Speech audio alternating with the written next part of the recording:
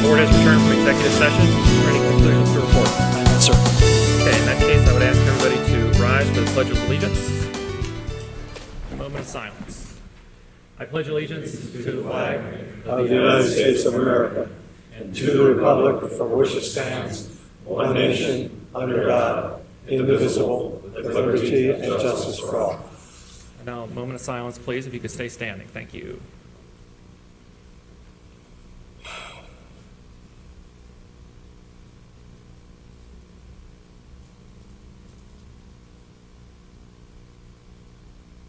Okay, please be seated, and a friendly reminder to turn off your cell phones and pagers.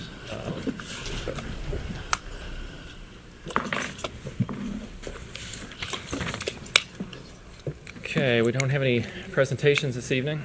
Okay, let's go right into citizens' address. And before we start with citizens' address, unfortunately, the last meeting in July got off the rails in many respects, and we're not going to do that anymore. It's my job as leader of this meeting to make sure they're conducted civilly, peacefully, and honorably. And I think we failed in many respects at the last meeting, and we're not going to do that again.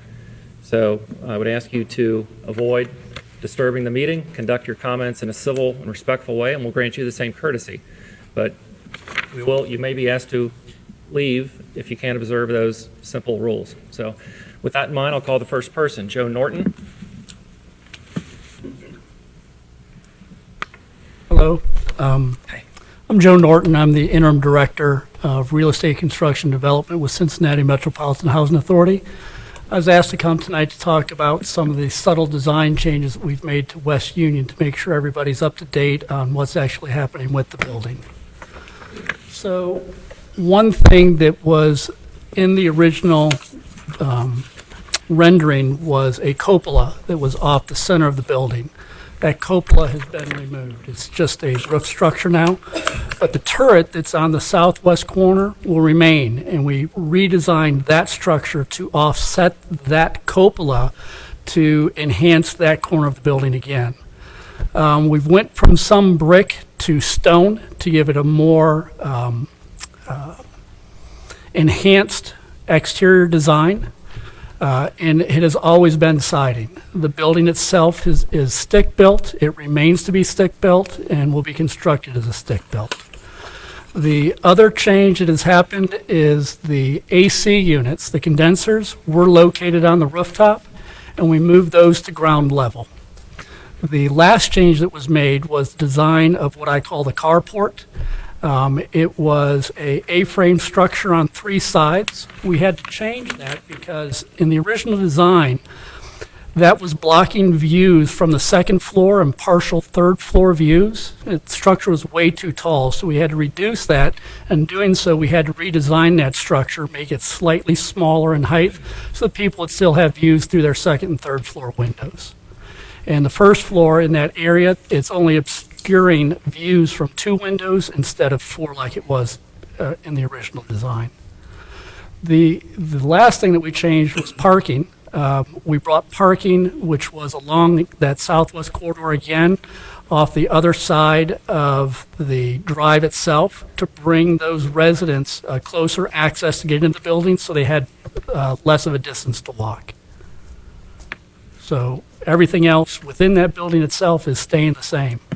All the design features, all of the amenities are included in the interior, the unit sizes, anything else that you can think of is remaining the same. Okay. Well, thanks for coming tonight, Mr. Norton. I was at the meeting in the neighborhood when we reviewed the proposal for the property with the neighbors, and we liberally advertised the development in Mount Healthy as kind of the model. So can you just kind of give us a quick executive summary of a comparing and contrasting between this proposal and Mount Healthy on likes and dislikes and your expert opinion, the overall quality of both? My personal feeling and my knowledge of how this building is going to be constructed will be better than Mount Healthy. We're offering additional amenities, more common spaces in this area. It'll have, for instance, a movie theater, which the Reserve on South Martin does not. It'll have a potential for a business to open up in this, for a salon. It'll have a general store for another small business entrepreneur to open up. The interior lobby itself is much larger than what the reserve is. It will give you a old town streetscape type feel when you walk in it. So, for instance, the office will look like town hall. The mail room will look like an old mail post office location in a small town feel. It'll have stamped concrete, stained concrete to give you that sidewalk feel as you're walking through. It'll have a much larger walking path than the Reserve on South Martin will. This building will be green communities, which is another standard beyond LEED. Very similar in structure as what they want for the efficiencies of the building, but green communities goes a little bit further in detail on the energy efficiency of the overall building. It'll have a larger community room, which will be shared with the community, not just for the residents of this building. Now let's see. What else could I add? That's fine. Okay.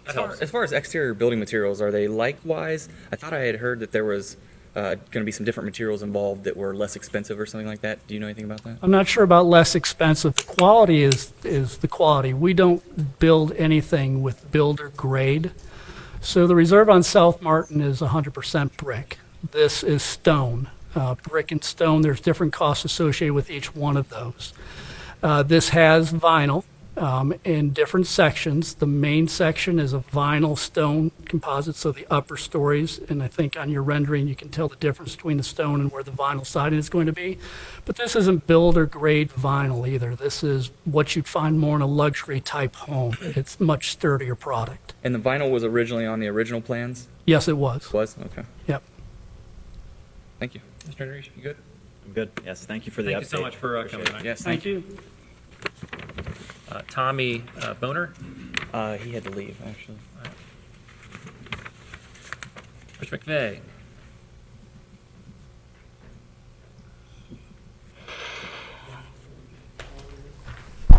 Good evening. I'd like to commend our road director for seeking more cost-effective ways to stretch our road dollars. I see that's something you're talking about this evening. It's encouraging, Steve, to see you doing some innovative things to stretch our dollars, and I commend you on that. That's a breath of fresh air. Thank you. I'd also point out to the trustees that I read that in Ohio Township, which Mr. Rowan knows, they've chosen to use chip and seal to fix some of their roads, so you might talk with him about why they made that decision. I know there was some concern here about whether that was right for us, but up in Ohio Township, they've said it works. In the Northwest Press, it reported this may be the last year for the Taste of Colerain due to township expenses, difficulty in finding vendors, and the loss of volunteers. I think residents need to know that the lack of fund is not the issue. The 5-year financial forecast prepared by Administrator Rowan reveals general fund has a rainy day cash reserve of between $5 and $7 million. This cash represents between 150 and 170%, even 200% of annual expenses.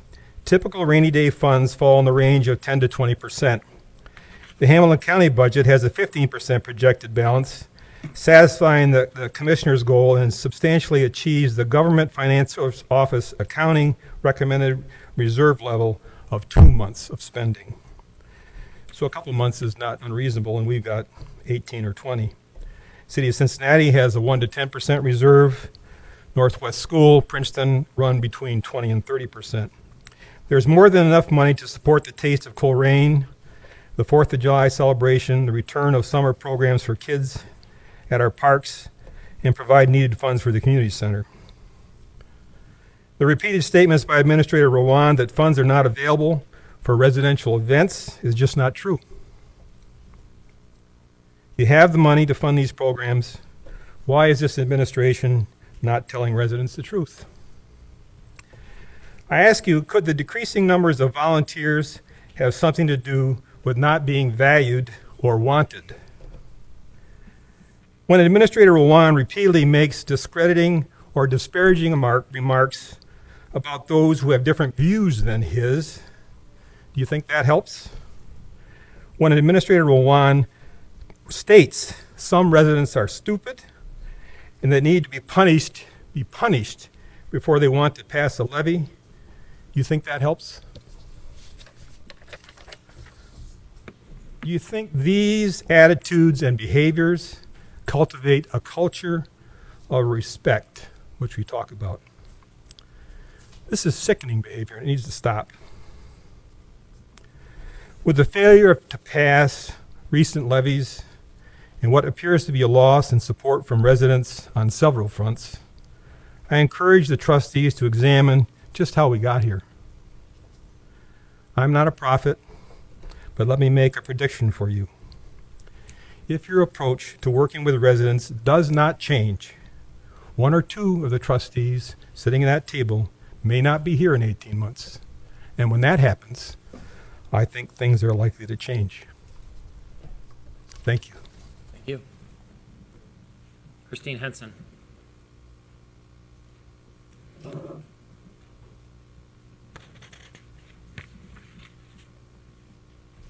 Good evening. Good evening. I'm shorter than this. I'm here tonight to talk about the Creedville toll booth and post office. I gave the trustees and Ms. Harlow the paperwork if you would like to follow along. This building, originally known as a toll booth and later used as a post office and general store, is a small frame structure covered with board and batten siding. The toll booth was originally located at Banning and Blue Rock Road is one of the oldest roads in the township. In 1829, the Ohio State Congress passed legislature to charge a levy for road usage. The toll booth was built the same year. By the end of the century, the roads were free, and documents show that as early as 1879, the toll booth was being used as the Creedville Post Office and General Store. In 1905, the post office was discontinued, and the building was moved to another location in Colerain Township, Galbraith and Cheviot Roads. When it was moved, the front roof extension was removed, and the living quarter on the left side was demolished. In 2002, the developer at the corner of Galbraith and Cheviot Roads wanted the toll booth demolished. The Colerain Historical Society learned that they could move that toll booth, and so after negotiations with the old and new owners and through the generosity of township officials, we were able to move the toll booth to its temporary home at the Fire Department Training Center at 11865 Colerain Avenue. Now, some 14 years later, the Creedville toll booth, 167 years old, is still in need of a permanent home within the township. But as it waits for a final resting place, it needs repairs. For many months, the Colerain Historical Society has been seeking supplies and services from local contractors to restore the 160-year-old toll booth.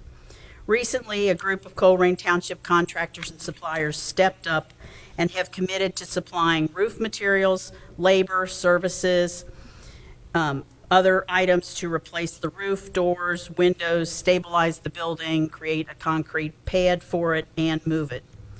While this restoration could be completed at the current storage location, everyone is in agreement that moving the building to a permanent location that residents can view prior to restoration would be best. I recently met with Steve Rudelshofer and David Pritchard to discuss this, and the Colerain Historical Society supports their suggestion to move the Creedville post office toll booth to a new location in Heritage Park. The exact location within the park would have to be determined by the zoning department because most of the park is in a floodplain, and then with public services, how and when it would be moved. But the moving of the building would be handled at no cost by the Ray Evers Company. Other details to be determined would be a legal agreement between the township and the Historical Society, who owns what, who takes care of what, construction of the base and pad for the building, and securing insurance on the building, as well as determining use and further upkeep. But the first step to potentially moving the toll booth is why I'm addressing the trustees this evening. The Colerain Historical Society is ever grateful for the continuing support of both the trustees and the administration, and in particular, allowing us to store our Creedville toll booth for the last 14 years. But at this time, the Colerain Historical Society is formally requesting permission from the Colerain Township Board of Trustees to explore moving the Creedville Post Office to Heritage Park. I have a minute left. Questions? I usually talk for more. You addressed my question about the floodplain, where you'd find a place within the park. The floodplain, when the park floods, it comes up to about the stop sign where people stand to take the tickets. But I think Jenna would be more exacting on where that floodplain is.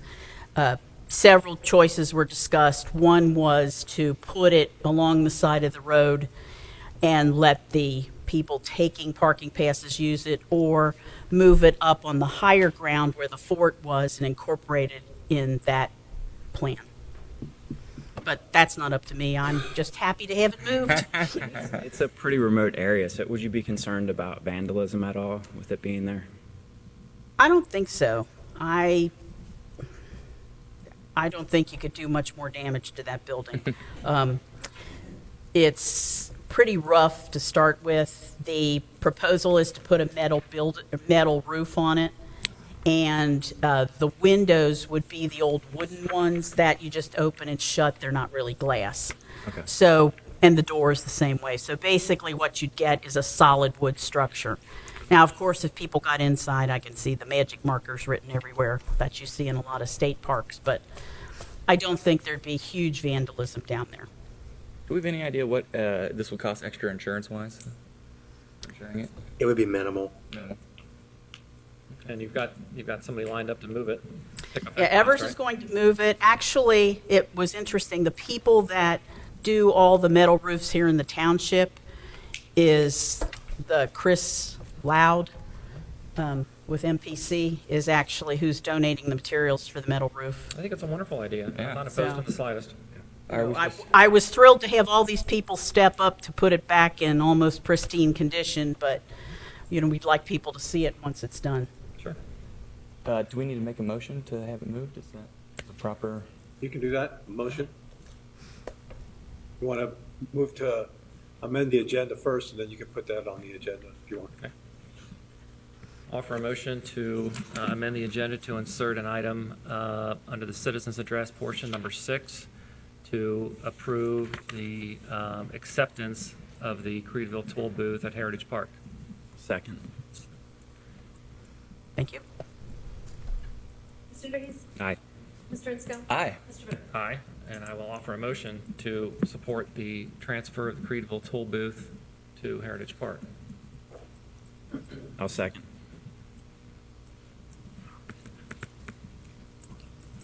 Mr. Duggan? Aye. Mr. Insco? Aye. Mr. Ritter? Aye.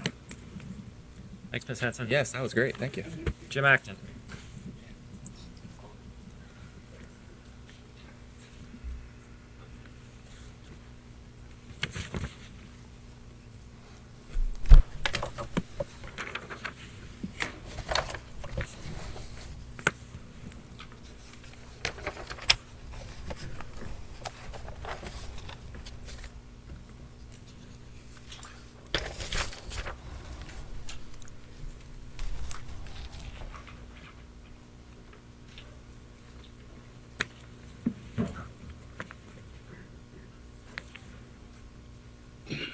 Thank you.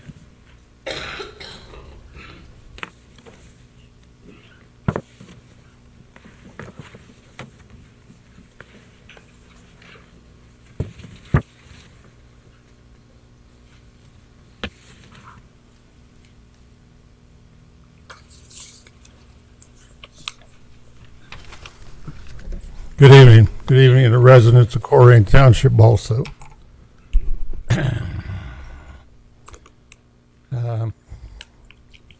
Before the trustees and our legal counsel are some information about the pavers and bricks that are up the Memorial Gateway. I also, in the folders that were given to you, and also to the legal counsel is a resolution removing James W. Acton from any operations, whether it written or electronics, in the township. Any information is forwarded to me by residents wanting to know that information will be passed on to Mr. Ritter. Ms. Harlow, in your folder there is, as of August the 1st, a complete list of residents that have purchased, business that have purchased, and any other information that you might need. Please feel free to give me a call.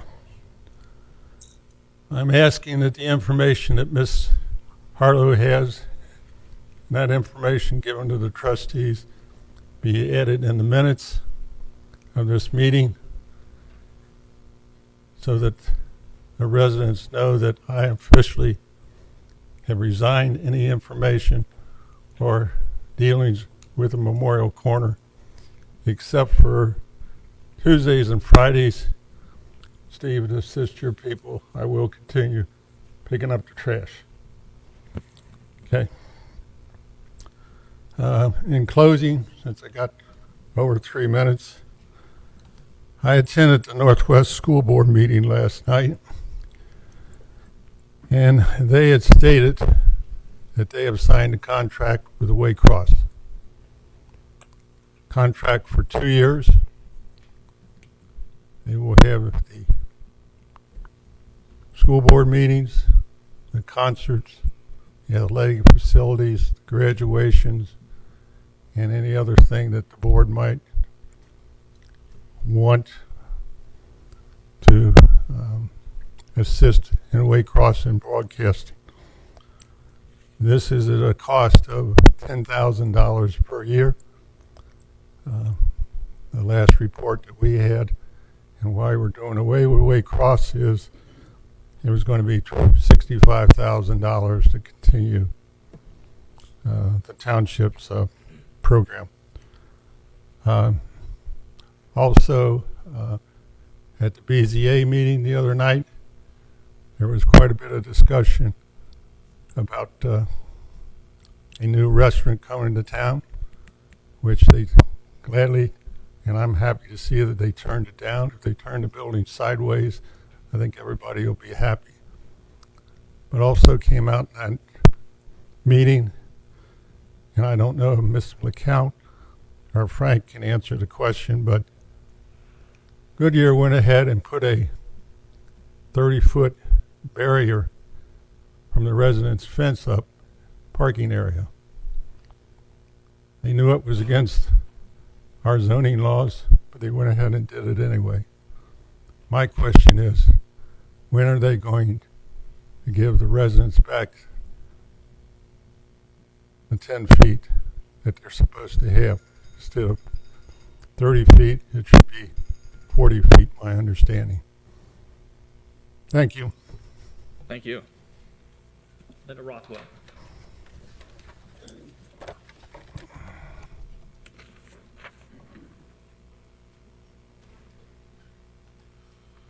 Good evening. Good evening. Okay, first off, I'd like to wish Mr. Birkenauer the best of luck with your new job. And Mr. Rowan, I truly hope that you get the position you applied for.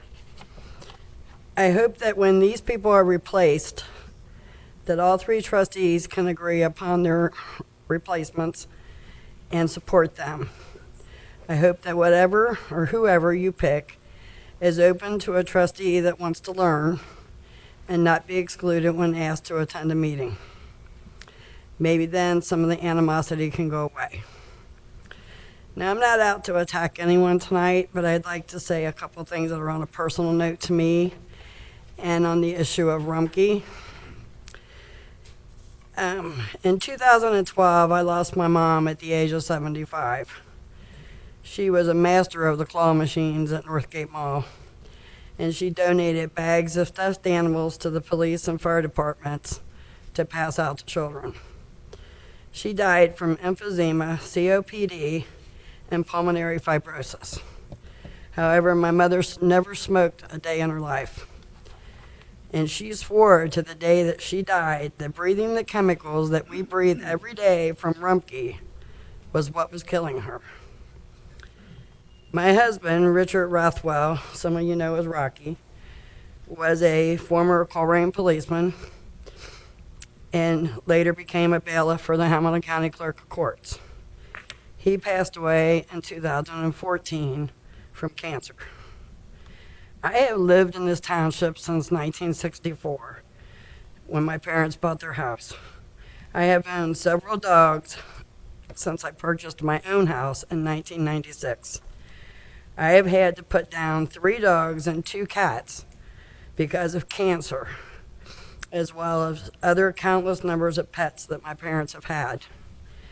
My question is there any way that we can have a survey done with the residents of the township to let's see how many people in the area who have had residential relatives who are diagnosed or died of cancer, or who have had pets that were diagnosed with cancer. There has to be a common factor, and many of people will agree that it's the smells that we have to deal with on a daily basis. So many of us see Rumpke as owning the township because we feel like they're getting everything they want. I want to be able to go outside in the morning and smell fresh, crisp air and not puke smelling foul, whatever. I want to be able to sit outside in the evenings and have long chats with my neighbors without being run inside by the smell.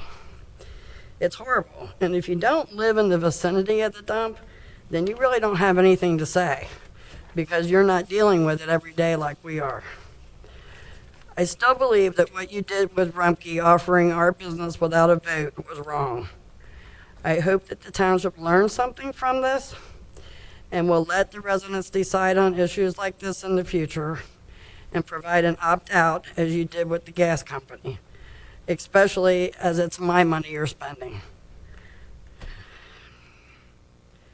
And then Mr. Ritter, my only request of you is to let the customers come here, or residents come here and speak their minds. I mean, it was all well and appropriate last month for us to clap for officers who received awards, but not when we liked what Mr. Ensko had to say. That to me is just childish, and it needs to stop. If I liked what you'd say, I'd clap for you. Mike Ferris. Thank you. Mike Ferris.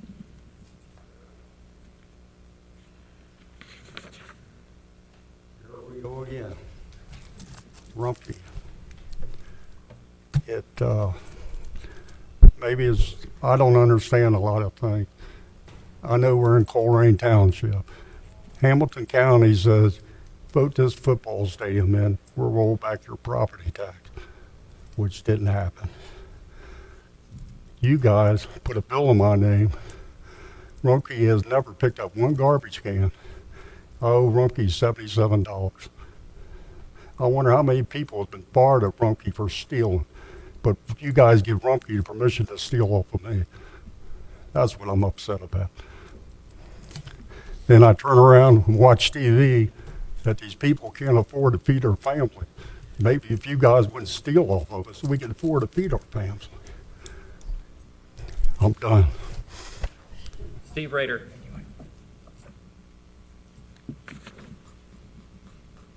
Good evening. Good evening. Thanks for you guys meeting with me. And I didn't want to do this, but Frank, thank you for everything you did for Colerain. I know I've been here about as long as you were. And the man helped me with Project Impact, Project Sharing Hope. Had to send a little embarrassment to him, though. He did come to Project Impact in white shorts and a white shirt, and he left brown. Him and Keith Corman helped us get that cleaned up. And thank you. It's going to be a great loss to this township. And good luck in green. So that's all I needed. Thank you. Thank you. Gail Babst.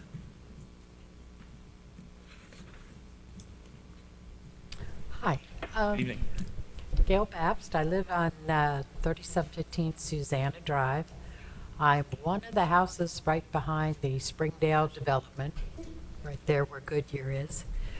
Just wanted to point out a few things, and I think Mr. Acton said it before. There's supposed to be a 40-foot variance, and Goodyear is at 30. They were denied the 30, so we want to make sure that 40 stays in there.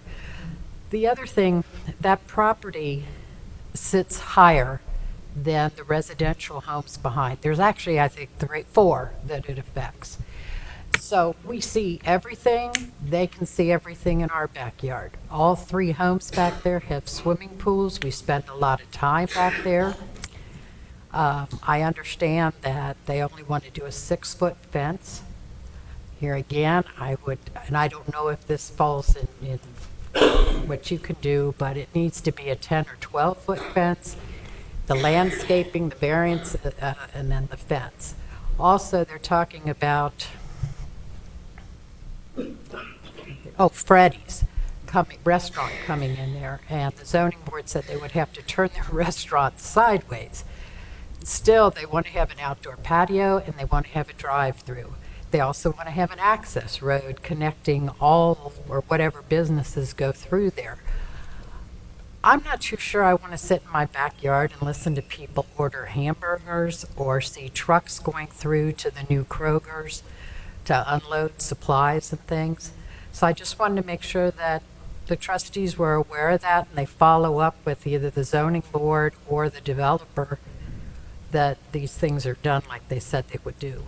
Thank you. Thank you. Keith Miller.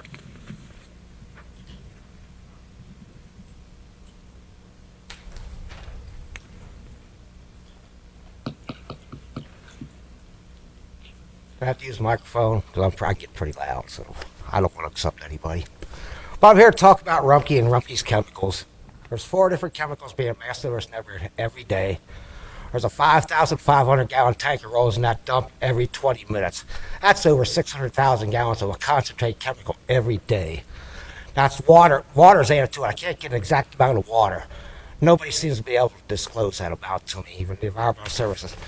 You call number 946-7777, and they'll send you out this packet. You can read all 4 chemicals for yourself, and you can decide with yourself whether we deserve to get paid for breathing this chemical. Like you said, cancer, I don't know what's causing. Nobody does. There's no long-term study. But now they're hauling the sludge in from Little Miami Treatment Plant. Little Miami Treatment Plant can't burn it because it's full of mercury. The mercury's flow back down out of the air. So it's being dumped here. Sludge dries up, it turns to dust. It blows over Clippert Park. Because, all that chemicals right over Clippert Park every day.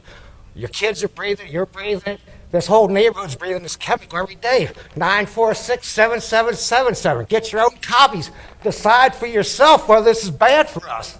And it is bad for us. We're breathing it every day.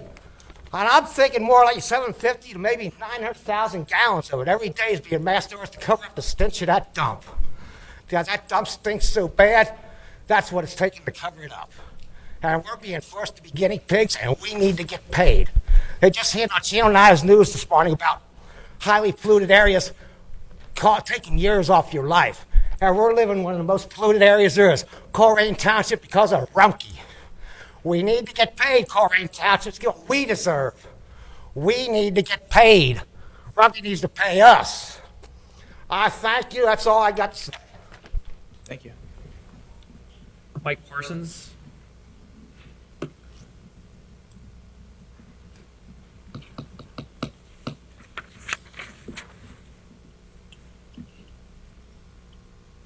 Good evening. Good evening.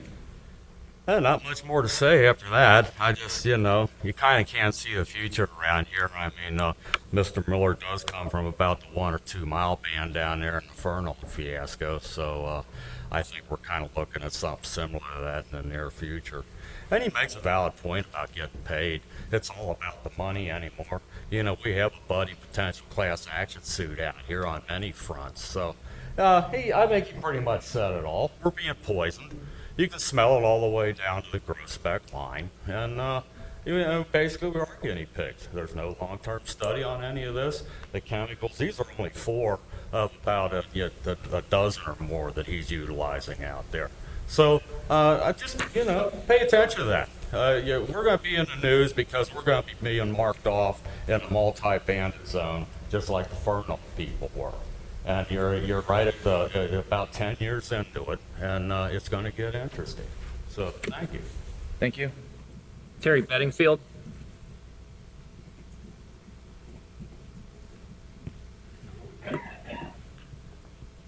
Good evening.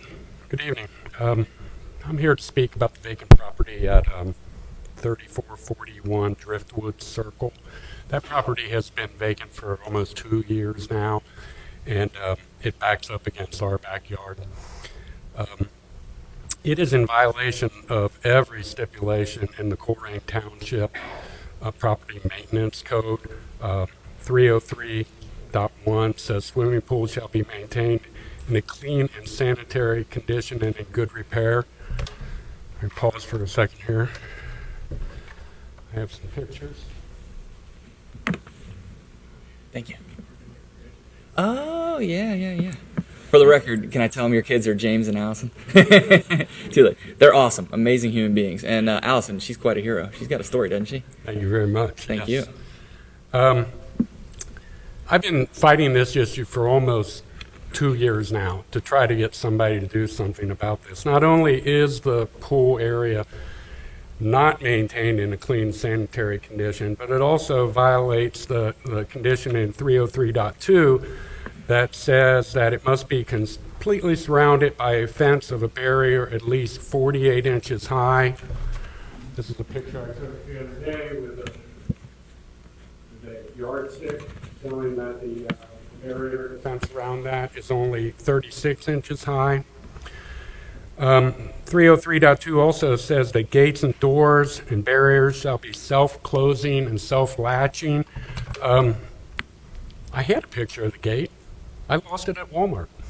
The gate opens like a saloon. It covers their driveway.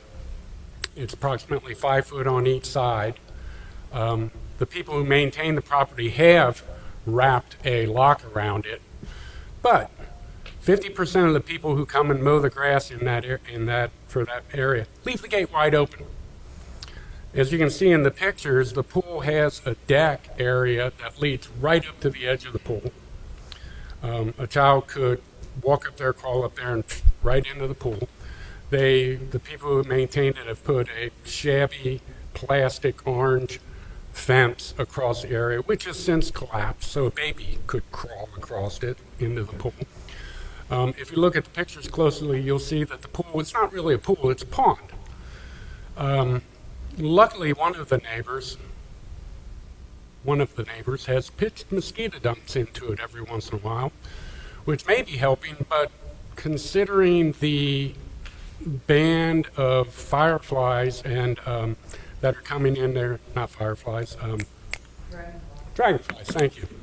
And they eat mosquitoes, and they're in there like an aircraft carrier coming in all day long. 2 days ago, maybe it was yesterday, I saw on CNBC, they were talking to a gentleman who was a businessman down in Miami. He was talking about the impact that the Zika virus was having on business down there. And they showed a map of areas that were affected, and one of them that had a moderate risk was Louisville, Kentucky. Now, Cincinnati's not that far from Louisville, Kentucky.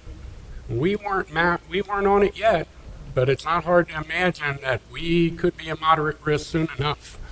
I've been fighting this issue for 2 years to try to get somebody to help to actually make somebody stand up to the code here. But I have no problem with that at all, and we'll be able to help you any way we can. Have you been here in the past?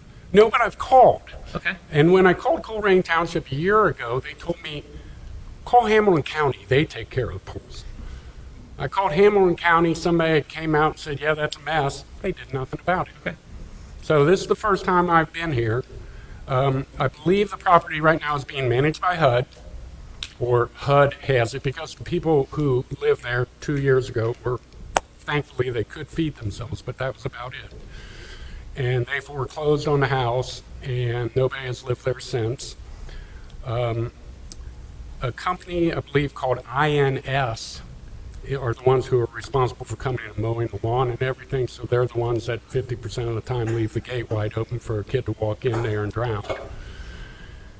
We need help. Our whole neighborhood needs help. That's Rowan, yes. how would you suggest we attack this? Well, I'll meet with Jenna and the property maintenance team tomorrow, and we'll look at that address, find out what citations are pending, and we'll try to troubleshoot that for you. And Mr. Bedingfield's phone number's on here. We'll give that to you so you can get back to him on a timely basis. Super. It's all three. The whole code is. Was there a HUD sticker on the window or door?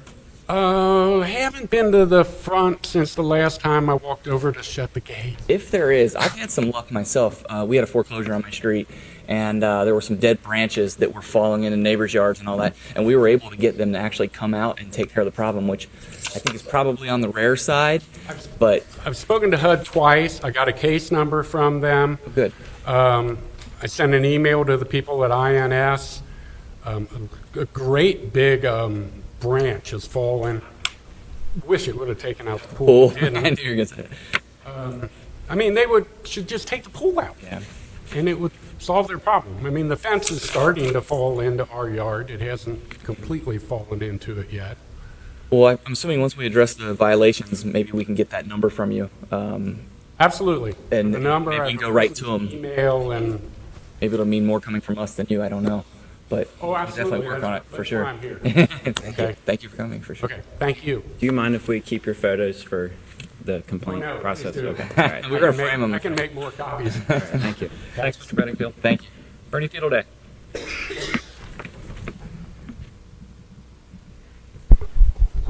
Good evening. Just a follow.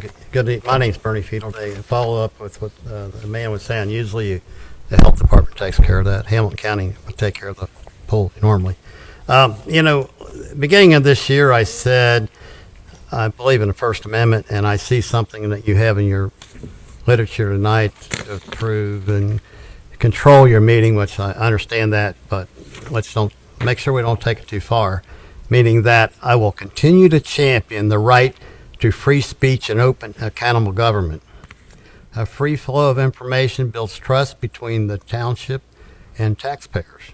This also allows citizens the opportunity to hold township officials accountable. You've heard that before. Thank you. This Freddy's restaurant, I attended that meeting in May, and it was so far against the zoning resolution that the BCA turned it down, and rightly so, because that's what they were supposed to do. And then here, last week or so, it was back before them again, and they had gone ahead, and the developer just ignored being turned down. In other words, basically the government's or the developer said, I guess to the township, they probably flipped him the bird as such, because he went ahead and did what he said, what he was not supposed to do. And I guess that's the part that bothers me a little bit. And then Frank, and that's what I gave you copies of, in the paper kind of blasted the BZA, and that was wrong, because the BZA did what they were supposed to do. It's a BZA case. It's not anything subject to all this variances like you might have with a planned development. You have to follow through. And when the BZA did their job, and they get blasted in the newspaper by Mr. Birkenhauer, assistant administrator, how are you going to get anybody else on that board? Or why would anybody want to be on that board when they do their job and they get blasted? You guys need to think about what's going on here in theory. I'm done with that. I have a question. You guys given the chamber $100,000, which in my mind and everything I can find out was illegal. Mr. Barbier don't agree with me, but he can't prove differently. And I guess my question is when are we going to get that $100,000 back? The taxpayers. In other words, we're saying that we can't maybe have Taste of Colerain anymore, or fireworks, or we charge our folks to get in the parks and all kind of things that we don't have the money for, but we had the money to give $100,000 to a private enterprise not a 501c3 nonprofit, out of our money. You didn't have that right to give it to the chamber. A few little minuscule bunch of people that give them $100,000 of our money when we don't have money for something else. That's that issue. The CIC, which you guys are all part of, I believe, and your bylaws listed with the Secretary of State is you will give money to a 501c3 nonprofit recognized by the IRS. But you gave $3,000 to the chamber who are not a 501c3. My question really is what gave you the legal right to do that? And when are you going to get that money back from the chamber? Because you didn't, as I see it, had no legal right to do it. It's not your private coin purse. That's what I say. It's our money. Getting back to the fireworks, it seems like we have plenty of money to get some of this stuff done, especially when you give tens of thousands of dollars away to a private enterprise. You all don't like what I'm saying, but that's the facts of life, though. Thank you so much. Appreciate it. Thank you. Rusty Wilkinson.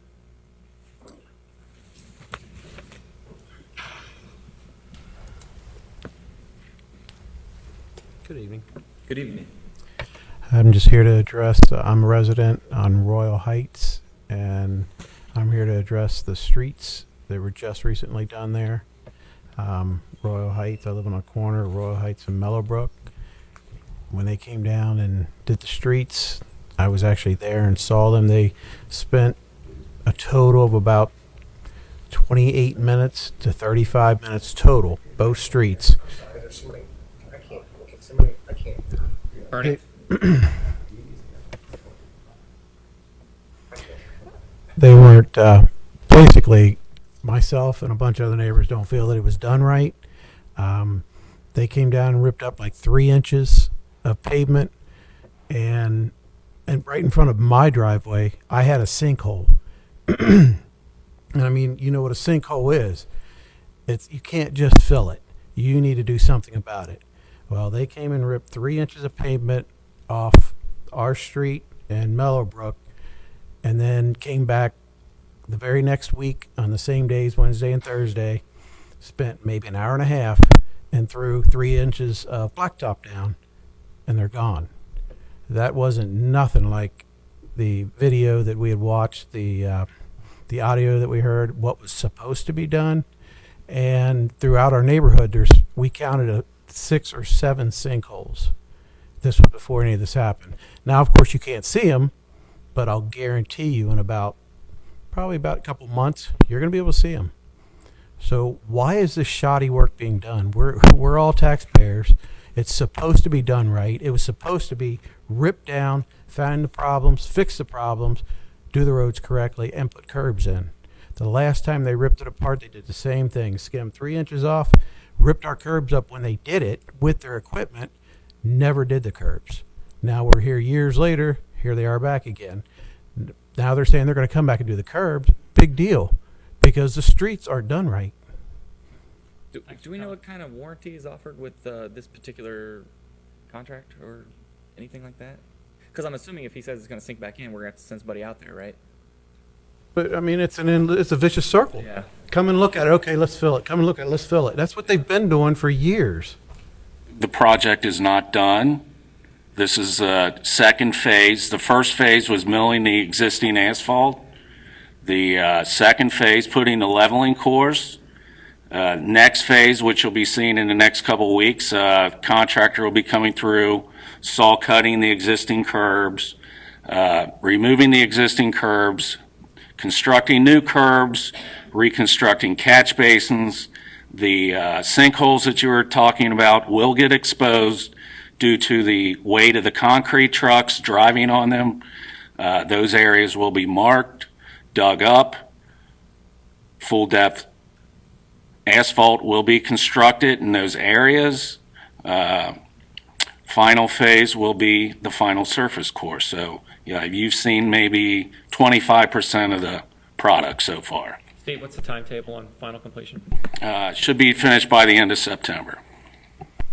So my question, you come out, you see the sinkhole, because everybody knows what a sinkhole is. You mark it, and then yet you do this. Now what he's saying is we're going to drive some stuff back over it and see if it happens to sink. Again, it's going to. Maybe it won't at that time, but it's going to sink. Why would you do that? Why wouldn't you fix it right the first time? Why cover it back up and say, well, let's see if it sinks again? Well, I think you just answered your question. Why would you want to construct brand new full-depth concrete and run concrete trucks on it to have trucks tear it up? Can we I don't understand. agree to wait until the final phase is completed? And then if it's not to your liking and satisfaction, I want you to come back and see us. But with such a immature product still, we still have 75% to go. Let's wait and see what happens. And we'll expect to see you back here at the October meeting if it doesn't meet your satisfaction. Okay. But thanks for coming. Thank you. Thank you. Wilfred Lynn. I'm Wilford Lynn. Good evening. Good evening. I live directly behind the Goodyear store, and the original plans that I saw was the 40-foot buffer, and when they put it in, I measured it, it's only 30 foot. Now, how did they get an occupancy permit to move in there when the construction really wasn't, it wasn't installed properly, because then they wouldn't come back and wanted to change it to 30 feet, and you guys, it was denied. So how did they go ahead and just put in 30 foot, and they moved in and they're doing business? So, and my concern's the same thing, if it's traffic going by and there's cars parked in the back, which usually probably they're waiting for parts or they work on them the next day or somebody will pick it up at night. Now, there should be some kind of fence at that curb that we don't have to look at that now. I've lived here since 1956, and Colerain Avenue was 2 lanes. There was nothing here, but, and I always liked Colerain, but I think, at least they should do what they're supposed to do. And that's my biggest concern because, and we really don't know because we never see anything what's going on. I usually come up here and bother the heck out of them and look at the prints and stuff, and then the original print was the 40-foot. So, how did they get away with that to be able to open up and when it's not complete? That's all I have. In a minute, we'll go through our administrative reports, and either Mr. Birkenauer or Ms. LeCount will address your question. I think it's a good one. Okay. Thank you. Thank you. Thank you. Thank you. Craig Abercrombie? I was definitely building out. Okay. No worries. Thank you. No worries. Okay. We have 3 public hearings tonight. Ms. LeCount, you going to take us through those? Mr. Ritter, we should do administrative reports. Oh, I'm sorry. Excuse me. I don't know what I was thinking. Actually, I missed 2 things. Citizen address forms, too. Okay, administrative reports. Yeah, let's start with Jenna. So quickly to address the Goodyear site development, that site was approved at a 40-foot buffer yard in the fall of last year. Since that time, Goodyear did apply for a variance to the 30-foot to be at 30 feet for the buffer yard. They were denied that variance in May, came back with adjacent potential developments with Freddy's then this past month to request that variance again and were denied. It is my understanding that they have poured their pavement at 30 feet. The occupancy permit that they have through the building department is currently temporary. So we're still kind of in a hold pattern for how we intend to move forward to make sure that everybody meets the standards that they have been asked to meet. Okay. Perhaps there's some middle ground here where we can get a higher fence, but I'm inclined to support what was approved and more to come. The way the zoning code's written, it just has to be a 6-foot fence, right? 6-foot privacy fences are the height that is allowed by the zoning code. An applicant could request a taller fence and get that approved through the BZA in this particular case. I'd agree with Trustee Ritter on And also that. enforce the right? 40 feet too, so perhaps they should think about the fence. Yep. Well, why can't they turn it sideways? What was the issue with that? We'd have to talk with the developer on exactly the standards of what they need for that particular site. I don't have those specifics in front of me or whether or not that's a possibility. Yes. Thank you. Denny. The police department finally got done with our testing of body cameras, and we've settled on a manufacturer, and we're going to purchase 54 of those, so we're getting the process started of getting those manufactured. We want to make sure we had a quality product that was going to stand up to the time and to get our service and our storage taken care of, but we're real happy with what we ended up with, and we're ready to move forward. So it's a one-to-one relationship with each officer rather than... Yeah, what we look at for studies on that is the life of this tend to be better when you have one person responsible for the care and the maintenance of it. So we're going to move forward. Everybody on the street's going to have them, and we'll be ready if anything happens up. It works the same way in the call center industry with headsets, by the way. As I know. All right. Okay, thank you. Thank you. Good evening, Board. I've been requested to provide a process or situational status report on the fire up at Rumpke. From a fire department perspective, we don't use the term fire. It's considered a subsurface exothermic reaction, and simply is the fact that we don't see smoke, we don't see flame, is why we don't use the term fire when we're referring to the situation up at Rumpke, up in the northern part of the dump, or the landfill, I'm sorry. Just a little bit of history. During the latter part of 2009, Rumpke representatives reported elevated temperatures, poor gas quality from several of the gas extraction wells, and settlement on the surface of this area of the landfill, which we consider the affected area of the landfill. Upon discovery of these issues, Rumpke immediately contacted and began working on a mitigation plan to respond to these issues with the Hamilton County Southwest Ohio Air Quality Agency, the Public Health Department, Ohio EPA, and the U.S. EPA, and also the Fire Department. The Fire Department at that time appointed the Assistant Fire Chief to represent the Fire Department. While of these agencies, we had no regulatory authority amongst these agencies, we were there to listen, provide input, and review the status of the reports that were being issued by the agencies. So, to date, right now, the Deputy Fire Chief of Operations attends the meetings and reports back on the issues that are discussed during these meetings. The meetings initially were held on a monthly basis. Then they revised their schedule to a bi-monthly meeting, and now it's held on a quarterly basis as of last year. The last meeting this year was conducted on June the 20th. He said that the requests that I received from the citizens had several questions that they asked be answered or addressed during this presentation. To date, there's approximately 69 acres of the landfill's usable area that's affected. This particular 69 acres is not currently being used for landfill purposes right now.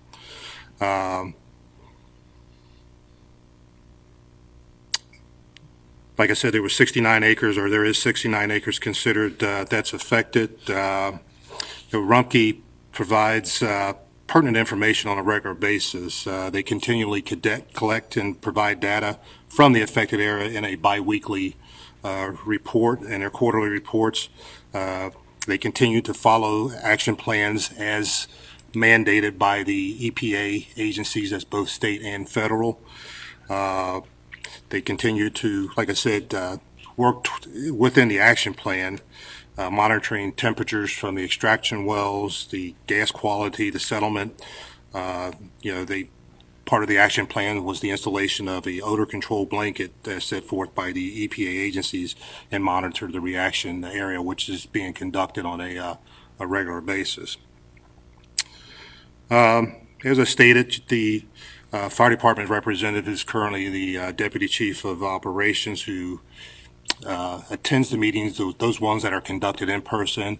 On occasion, they do have conference calls, depending on the situation at the current time. One of the other questions was, does the fire department have a contingency plan for that property? Going back to 1996, when the landslide occurred up at the landfill, it was at that point that the fire department did develop a contingency plan for that site. As far as the fire department is concerned, it's considered a high hazard area just because of the potential associated with that property. The contingency plan establishes policies and procedures that will allow the department to conduct emergency operations in the event of a catastrophic event at the landfill. The plan establishes guidelines for conducting efficient, effective, coordinated incident management involving the use of all the resources. That could be the fire department and any other outside agencies that would be utilized to control or bring under control any type of situation that occurs on the landfill. The plan also addresses legal issues that may become significant during a response to the landfill. Going back to 1996, Chief Smith at that particular time, using his authority, actually took control of that landfill. You know, after the initial landfill fire started to occur and dangers had just started to decrease, so he was able to exercise his authority and take over that landfill at that time. One of the other questions was, does the recent expansion consent decree spell out any specific contingencies regarding the fire? My review of the consent decree does not address that current situation. So, I say, you know, that's my response, in regards to that particular question. You know, to sum it up, right now, in reviewing the data that's provided to us and discussed in the meetings, a lot of it is scientific in nature, and myself or any of my representatives don't have a lot of expertise in interpreting this data, so we have to ask them to interpret or define the data. So indications are right now that the data that is presented to us suggests that there is a reduction in settlement. There has been no significant change, recently at the landfill in the affected area, and so at this point in time, we will continue to attend meetings that are conducted on a regular basis and monitor the situation. Getting back to our contingency plan, we review the plan when the issues were discovered in 2009. Our 1996 plan was updated to address the issues up there in the northern part. We continue to review those plans, update them as necessary. We also regularly train in dealing with different issues at the landfill, whether it's an everyday occurrence, which, believe it or not, there are motor vehicle accidents that occur on the landfill. With the gas recovery system up there, we need to have a good understanding of that process and any issues that may have prompted how we can mitigate that or control that. The odor control blanket, it's a unsafe surface to actually walk on foot, so we have to be aware of that. And like I said, any of the issues that could present themselves on the landfill, we train, and we have a lot of the necessary equipment to address those issues in order to address any life safety issues that occurs up on the landfill. Thanks, Chief. Thank you, Chief. Thank you, Steve. Okay, touched a little bit on the road improvement contract. We are in the phase right now where we are removing the existing curbs. New curbs will be constructed. This will be the longest process. This will take about 4 weeks by the time the contractor moves through all the streets. What I want to remind people is it's kind of like remodeling your kitchen or bathroom. construction debris. It's not going to be very convenient for 4 to 6 weeks, but I'm confident the end product will be a good result. We have quality contractors on the job. And we do have a full-time inspector on the job. He's working with the residents and inspecting the work. Reminder to the residents, be on the lookout for the no parking signs. As I said, this is a 4-phase process. So there will be probably at least 2, maybe 3 additional times where you will not be able to park your car on the street. An update, Cincinnati Waterworks recently installed a water main on 5 township streets off Pippin Road, Altura Drive, Pinwood, Pin Court, Clovercrest, and Gulf. That work is complete. Cincinnati Waterworks resurfaced and milled Clovercrest and Gulf. All works complete on those streets. Altura Drive, Pinwood, and Pin Court. We worked with Waterworks to mill and provide a leveling course.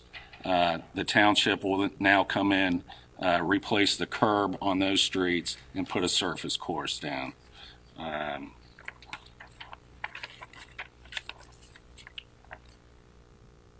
like to talk a little bit about another project I'd like to award yet this year.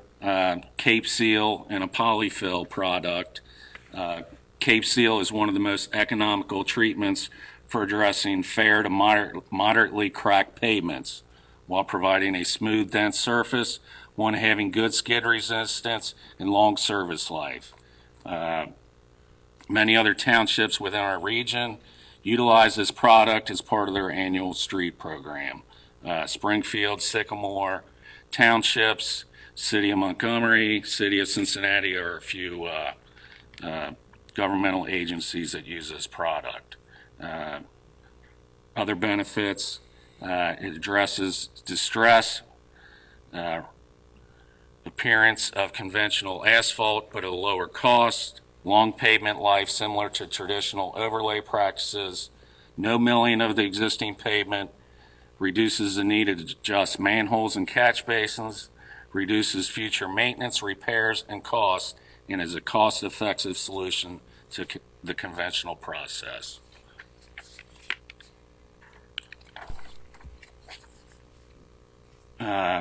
September 16th, OPWC skip applications are due. We're currently identifying projects that would score well, and we're going to prepare applications accordingly. This will be a competitive process against other townships and municipalities in our area. I believe we have projects that will rate and score well, but you never know what projects we're going to be going up against. There's approximately $9.1 million in grant funding available and $12.7 million in loan funding available this coming around. I'd like to touch on volunteering at township parks. So far we've had 3 corporations so far this year volunteer at our parks. Duke Energy and Lewis Tree Service, they volunteered at Colerain Park. Colerain RV volunteered at Clippard Park. Lowe's of Colerain volunteered at Work Park, and they just finished up that project, put a nice wall around the raised garden beds. Volunteers play an integral role in ensuring that we keep our parks safe and beautiful for all of our park users. And I'd like to schedule a formal recognition and award presentation to be held at a future meeting. Steve, that was a great report. When I was meeting with Steve Rader a few weeks ago, he raised a possibility that I think we might want to flush out. The improvements that need to be done to the spray ground at Clippard. We were thinking back to when we dedicated the playground there, and we had a corporate partner. I can't remember if it was CVS or Walgreens. I just can't remember who it was. CVS. Might want to reach out to them and see if they'll be a partner on the spray ground. I said improvements, I meant repair. Yeah. But, you know what I mean? Right. See if we can leverage some donation there, perhaps. Yeah, And Steve actually absolutely. went a step further and said, maybe we can generate a volunteer campaign to, for some of the labor, but then that brings up liability issues, and I'm not sure about that. But anyway, I wanted to raise that. Those are both good ideas that Steve brought up with me. Okay. Yep. We'll look into it, and we'll be aggressive in pursuing any other corporate donations or labor help. Thank you. Yep. Steve, just quickly, would you speak to the whole chip and seal concept? Yeah. Believe I ran some calculations, and basically this is the most cost-effective way to approach. I ran some quick calculations. At our going rate, if we schedule budget like 1.25 million a year, that puts us on about a 14-year cycle, and that's including curb repair. So, or not including curb repair, I'm sorry. So if you factor in all the other repairs that need to be done, curbs, catch basins, etc., I'm sure that's going to put us in the 20 to 25 year cycle, meaning if we do improvements on your street, we're not going to get back to it for 25 years. So we definitely need to look into alternative products. This product will seal up the pavement, and basically it will last 5 to 7 years. And that product is different than a typical rural township that uses chip and seal? This product is, yes. And I have literature and some pictures if anybody'd like to view it. I'd be more than happy to go over it with them afterwards. The 15-year cycle you're talking about that doesn't include curbs, is that figuring in the extra Rumpke money once Hughes Road is abandoned? No, that's based on next year's budget. Oh, okay. Yeah. Thank you. Yes, thank you. Yeah. Just want to let make the board aware, over a 2-day period into late July, the police and fire, along with the Hamilton County Communications Center, put approximately 30 to 40 fire and police department leaders, as well as first-line operators associated with the Tactical Medic Group, through their paces through a critical incident scenario tabletop exercise. We tested their capabilities in handling the response, initial response, unseen management, critical incident management, as well as challenged the capacity of our basement to handle the emergency operations center capabilities that we need as a large community within the state of Ohio. Meaning that understanding that when in a large-scale incident occurs, there's going to be a lot of things happening, and having the capabilities to have leaders and working within one facility, to have the media capable to handle the media folks upstairs while the board is within the house, to have fiscal office within the house, to be able to move within the campus so the leaders can move within their offices but then be available to make critical decisions with our first line operators out on the scenes was tested as well. We tested basically every space within the basement facility to ensure that it met the needs that we had to ask for in the event that we're ever asked to open up our own emergency operations center on site. And so within a 2-day period, we definitely challenged our leaders to be better. The ability to work together as police and fire leaders was evident. The abilities and the capabilities of our tactical medic police officer partnerships were put to the test and demonstrated the relationship building that's gone on for the last 3+ years, and their ability to do critical incident response was all challenged. We all learned from it, and we tested ourselves to the point now, okay, we did the tabletop. We're going to bring another group back and expand our role and then move on to a live exercise somewhere within the township. So we're moving forward. Again, things are happening all across the world and across the country. I think it's important for you as the board, as a leadership team, as well as the community to know that the men and women who are serving you as well as their leadership is preparing themselves for hopefully something that never happens. But we are preparing ourselves. So it was a challenge to all the facets that we are important to us as an organization. We need the capability to operate and continue to operate during a crisis, and to have it here where you as leaders are available and everything that we need are within one campus was really put to the test. And we appreciate the willingness of the chiefs and the willingness of the guys that work, but it was a very positive training opportunity. So just want to let you guys know that. I want to thank Dan. Actually, Jim Acton had sent a survey, and Dan completed it on behalf of the township as it relates to our role with the schools and development of the students. I appreciate that. And I also appreciate the email you sent me for the second annual Skyline Community Cookout, September 10th, 11:30. And also, he got a good compliment from, there was a resident that was eating a red squirrel while he was talking. He overheard him, and he had nothing but good things to say. So that's community policing, which I appreciate. So keep it up. Thank you. I'll try to keep this short. I guess the cat's out of the bag. I have a statement I was going to read tonight, and I will keep it brief. I know we're an hour and 15 minutes in the meeting, but for the past 2 decades, I've served Colerain Township and been associated with many changes in this community and this organization. My hope is my endeavors have in some way improved this great community of Township in which I live. I've been fortunate that many of those I've worked with in Colerain Township, both current, past, and those have departed us along the way, some of my best friends. And many of these people that I work with today and are lifelong friends, and I'll continue to associate with them in the future. I'd like to thank the trustees, the staff, the businesses, and the residents that have worked in order to make this community a better place. And I will miss all of you. And on behalf of my family and my own professional development, I feel like it's in my best interest at this time to take another opportunity, another challenge, and I will be resigning as of August 31st with Colerain Township and accept the position as the administrator of Green Township. And thank you, everyone. Thanks. Yeah, congrats. Thank you.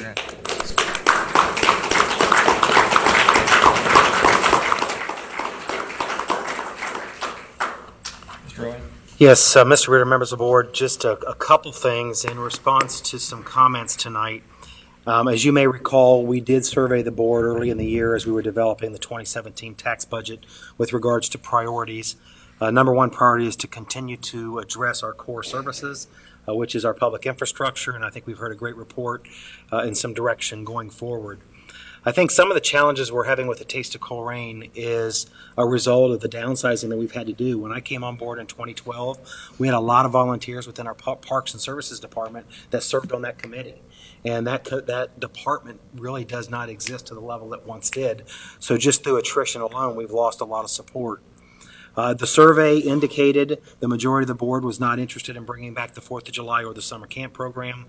And while there is interest in continuing an event of some sort, staffing it and having interest is still very important. I've asked the events committee to distribute a survey at this year's Taste of Colerain, asking them if they would have interest in continuing the taste, or would they like to give up the taste in exchange for a 4th of July event, so that we could continue with an event of some sort, but maybe re-energize it. Maybe the taste has proven its course and it's time to re-look at some other options. So we're going to try to get some feedback at the taste event just to see what the consensus is of those that participate. With regards to the fund balance, I've been challenged or tasked by the board to make sure that our non-safety budgets are aligned. We do have an adequate surplus within our general fund, and we are working with our financial advisory committee to earmark a significant amount of that fund balance for capital requirements that will need to be addressed throughout the township, both current and long-term, as well as earmarking money to use as a debt service instrument to potentially repay some interest-free loans that we're going to get possibly through the state with some skip funding, with the idea that we are going to target a fund balance policy. And while it's not set in stone, my recommendation is going to be looking at a fund balance policy of about 35% of annual operational cost. With regards to the Waycross contract, I went back and forth with Waycross on a couple different times, and the bottom line was, while they did issue a contract with Northwest Schools, I understand for $10,000, our cost was still going to be significant, and we chose to go in a different direction. With regards to the chamber, from my perspective, That ship has sailed. We've received a legal opinion from our law director stating that the actions we took were legal, and from my perspective, that matter has been resolved. So at this point in time, that concludes my report. Thank you. Trustees report, Mr. Real quick on that. We've already paid for the fireworks for the Taste of Colerain, correct? You know, Greg, I don't know because that's an events committee matter. The township doesn't pay for that. That's a committee matter, and I'm not part of that committee. Heather, do you know by chance? I'm not on the committee. I thought you were on the committee. I was, to me, it doesn't make sense that we're celebrating, the 4th of July fireworks on August 13th. If we're going to try to maybe bring back and combine events for next year, why don't we save the fireworks for this year, assuming we've already paid for them, and bring them back next year? That to me just seems like it would make more sense. It's one less hurdle to overcome to try to make this happen July 4th. I realize that the policing overtime is a big issue. That's fair. But we've got 10 or 11 months to figure that out for next year. So that would be my recommendation. I guess that's not something we would amend the agenda on to make a motion to save the fireworks on, though. Is that? Well, I think the issue with that is the events committee is a separate organization governed by a separate board, so we really don't have a say-so in what they do. We provide the vehicle or the space for them to hold the taste here, and we do provide some of the ancillary cost in police protection and some road workers and set up event, but as far as the actual expenditures, it's really handled by that committee. And I don't know what steps they've taken. There's probably already been contracts signed. So I would suggest that it's probably too late with the taste being this Friday and Saturday to do an about face. I'm on the events committee, and I don't think it would be appropriate at this 11th hour to go into the events committee and say all the planning you've done, all the volunteerism. I mean, they have all the workers ready and scheduled for this weekend, and to say, hey, you're not going to do it now at the 11th hour. And besides, that we're talking about, it's my understanding, like a 10-minute display. Or a 12 to 15 tops. And if we're going to build an event around fireworks, I don't think somebody's going to sit down there for 10 minutes.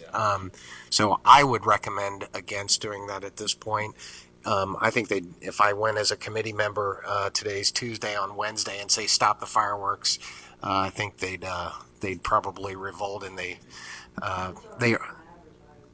and it has. So they're an independent committee, and I think that in the future, maybe say, hey, how much is 10 minutes, 15 minutes of fireworks, which it's probably about a third or half of the previous ones, and promote that with the committee. And Tawana has the committee dates when those are meeting. They always do an after-action report after the event, and I think at that time, if you want to talk to them, feel free to. Do you think the other members on the committee would be willing to fold this into the July 4th Spectacular and kind of do the taste at the same time? I mean, I will tell you that conversation was held this past year, and the interest on the committee at that point in time was to continue with the taste.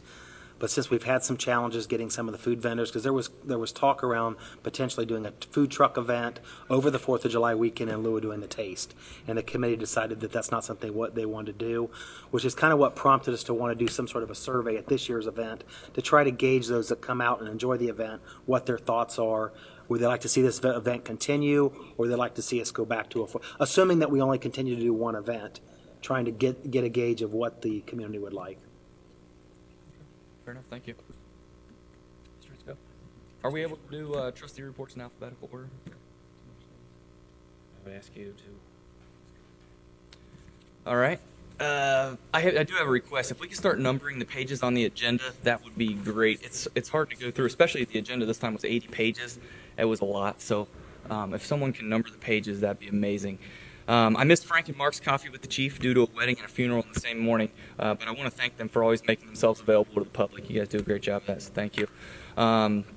Mark and Steve, they're always on top of social media. I'll see posts all the time. They're the first ones to debunk something or just kind of calm everybody down, so thanks again for that.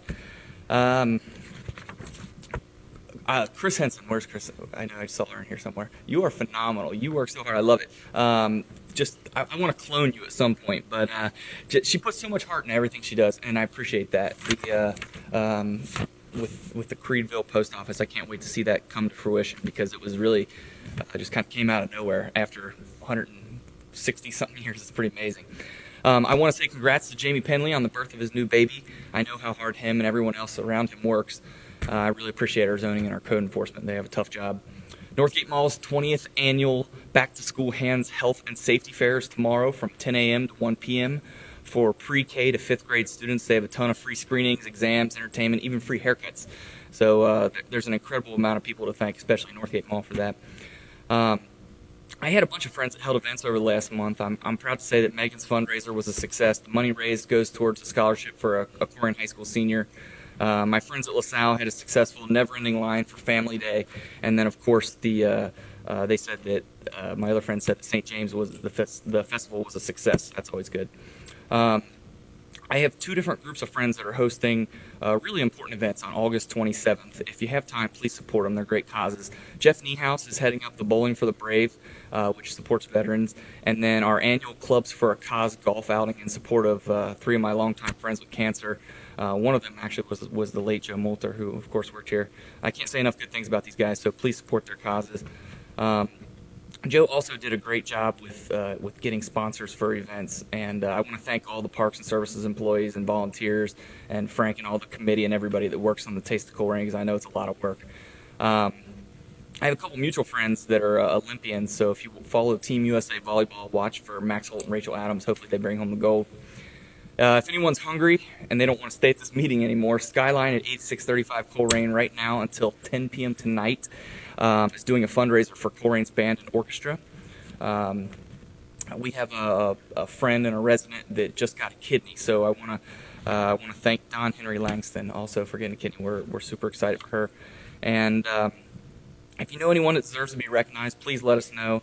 Lastly, I make myself available to meet with residents anytime you want, so don't hesitate to message me if you want to talk. Thank you. Well, since the last meeting we had in July, I had a chance to meet with some residents who were concerned about criminal activity and also some nuisance problems in their neighborhood.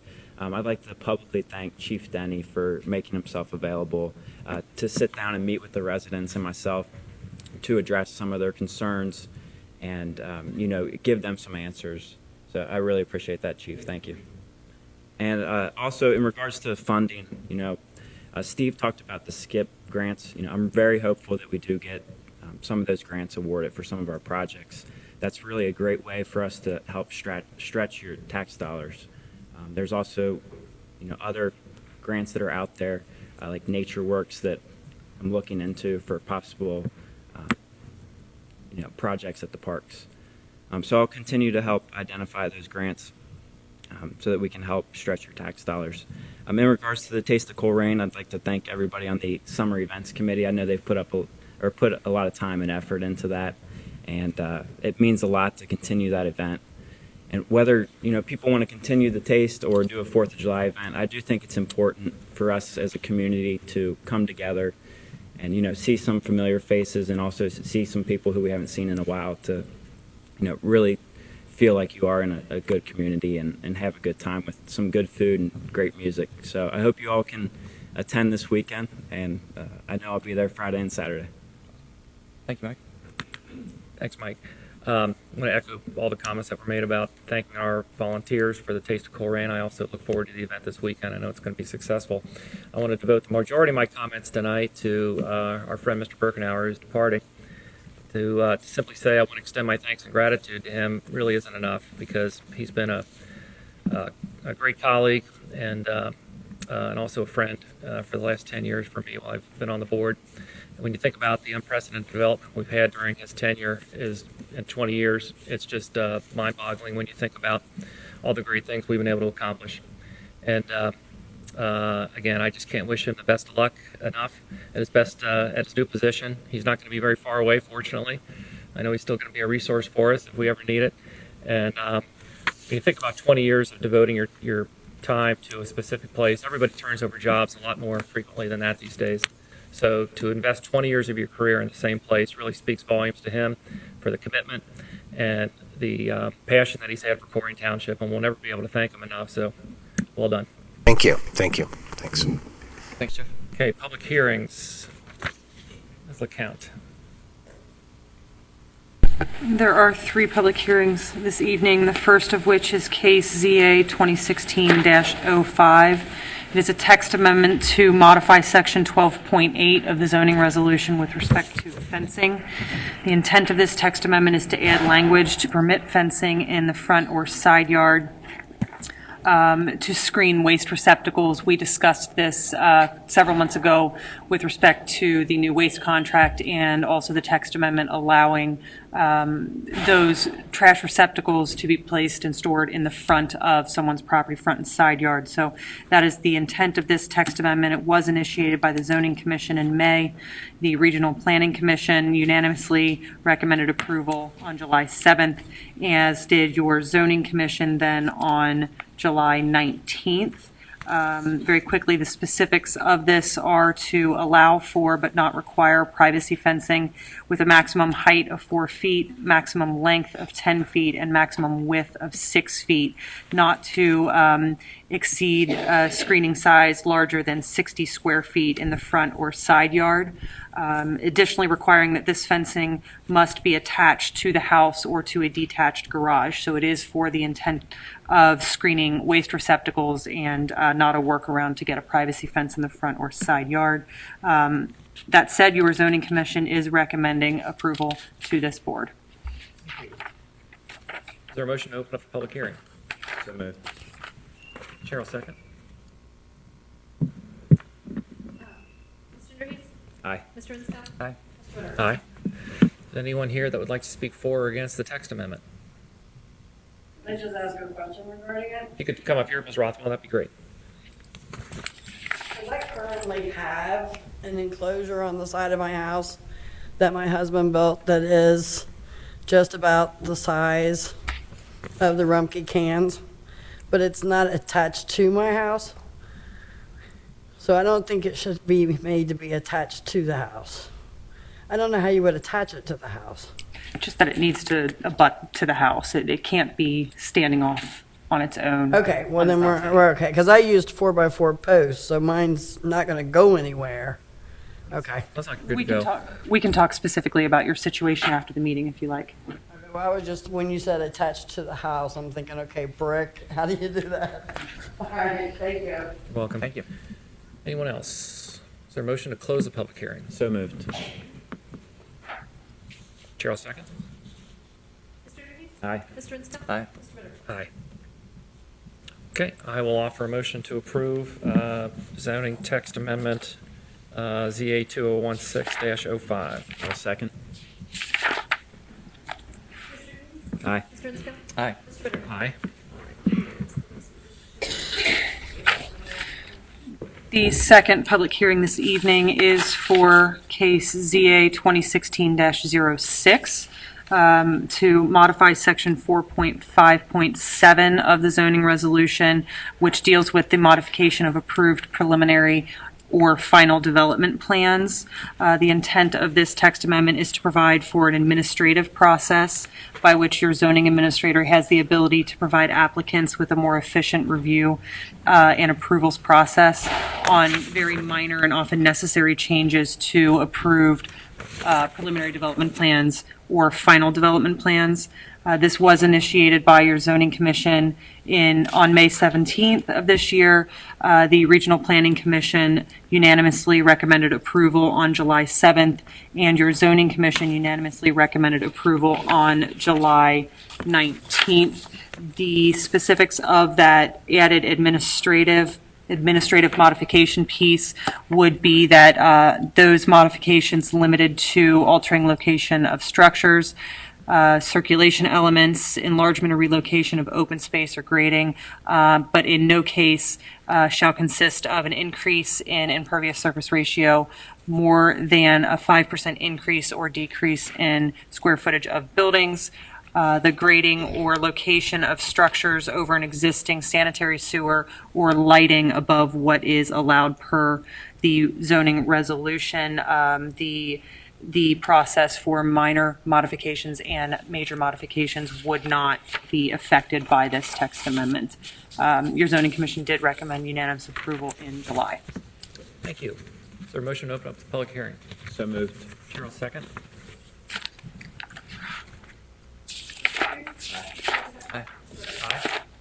there anyone who would like to speak for or against this text amendment? Seeing no people, I will offer a motion to close the public hearing. Second. Mr. Dries? Aye. Mr. Mitzko? Aye. Mr. Ritter? Aye. I will offer a motion to approve zoning text amendment ZA 2016-06. Second. Mr. Dries? Aye. Mr. Mitzko? Aye. Mr. Ritter? Aye.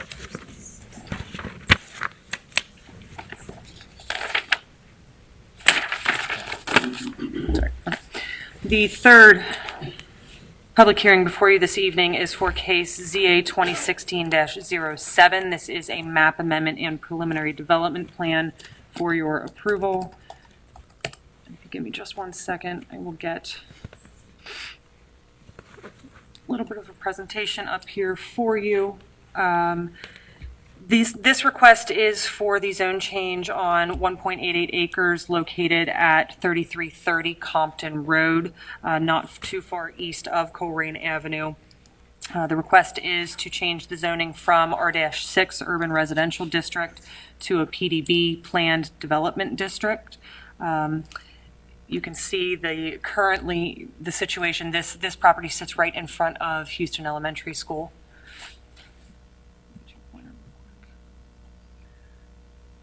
So this is Houston Elementary School back here with the access drive onto Compton Road. Difficult to see if you can see Compton Road here and Houston Elementary behind.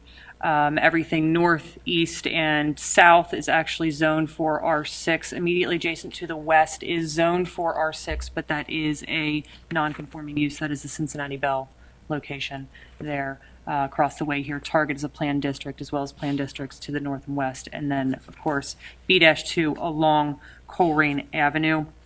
The applicant is proposing to demolish the existing single-family residence, which is currently vacant, has been vacant for some time. We've had some property maintenance issues in this particular location. They are proposing to construct a 6,000 square foot auto detailing building with 16 parking spaces and a new driveway onto Compton Road.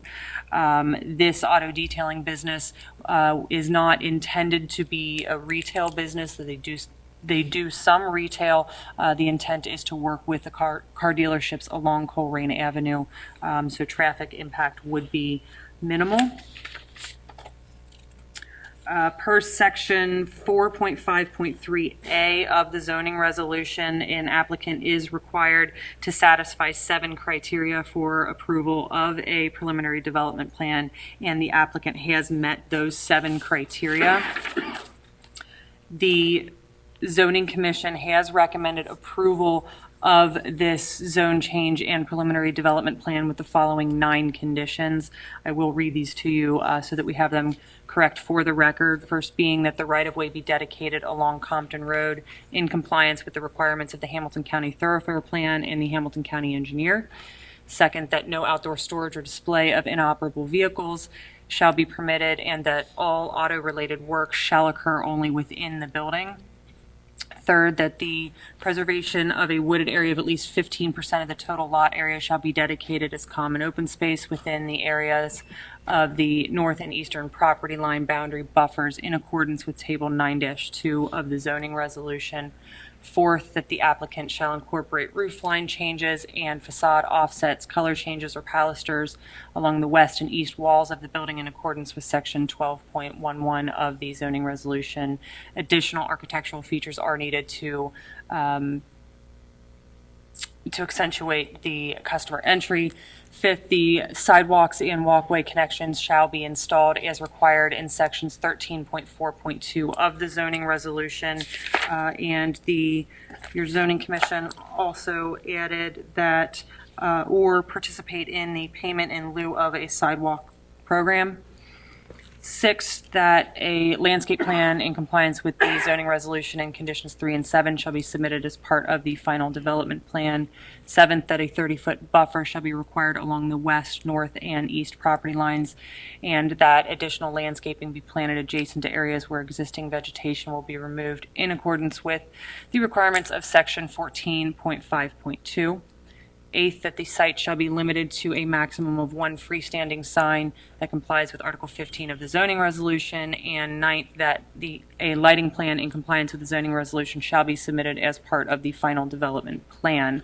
I do know that that's a large list of conditions, but for a preliminary development plan, this is common, making sure that we cover all of our bases, because things like a lighting plan are not required to be submitted in the preliminary portion of this project. Thank you. Is there a motion to open up the public hearing? So moves. Cheryl, second. Mr. Rudy?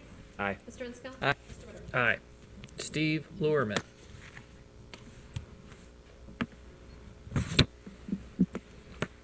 How you doing? Good evening. Hey. I'd like to thank the trustees for the time to speak tonight. I'm co-owner of the S&T Auto Detailing. My business partner and I purchased the property at Copton Road.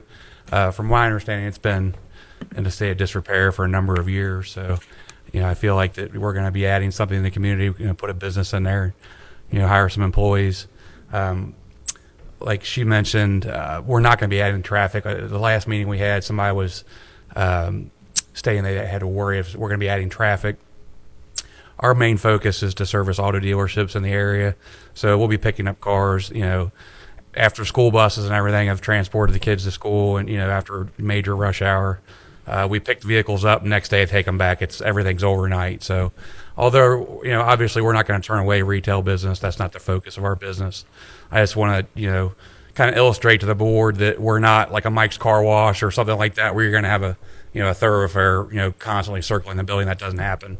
Like I said, the cars will be coming in once a day and be going out the following day. We also, do drug screen background checks for our employees. So, we have, good standing employees.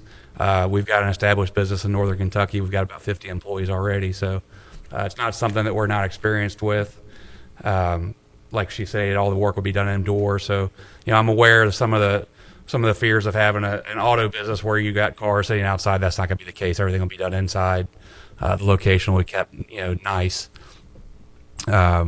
All our equipment, not going to be adding noise to the area. Everything's VOC compliant, meaning our chemicals are safe for the environment. We're doing everything by hand, no machines. So, like I said, just wanted to give you a brief, synopsis of what our business does and what it entails. And first of all, thank you for doing business in Colerain. We appreciate it, and just want to wish you the best of luck and success in your business. Okay. Absolutely. Trustees have any questions? Nope. Best of luck. Great addition. Thank you. Tom Shoemaker. You good? Okay. Thank you for attending. Yeah, thank you. Is there a motion to close the public hearing? So moved. Cheryl, second. Mr. Enderby? Aye. Mr. Inskel? Aye. Mr. Ritter? Aye. Okay, I will offer a motion to approve zoning text amendment ZA 2016-07. Second.